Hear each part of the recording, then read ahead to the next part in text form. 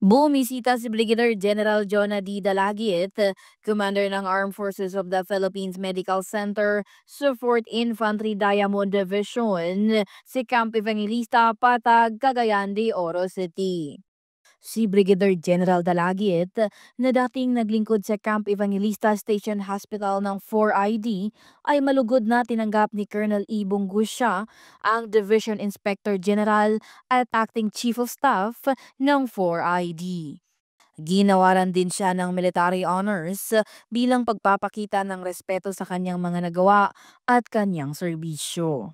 Sa kanyang pagbisita, nakipagpulong si Brigadier General Dalagiet sa mga leader ng 4ID upang talakayin ang kalusugan at kapakanan ng mga sundalo at pag-usapan ang mga pagkakataon para sa mas matibay na kolaborasyon sa pagitan ng EFDMC at 4ID, partikular na sa pagpapabuti ng medical support at readiness ng dibisyon. Nagpasalamat si Major General Jose Maria R. Cuerpo II, ang commander ng 4th Infantry Diamond Division, sa pagbisita ni Brigadier General Dalagiet at kinilala ang kanyang mahalagang kontribusyon sa serbisyong medikal ng 4ID.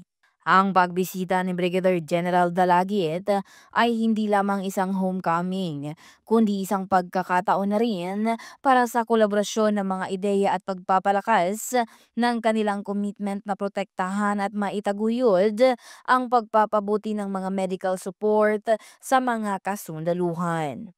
Napapanahong balita, serbisyo publiko para sa Pilipino.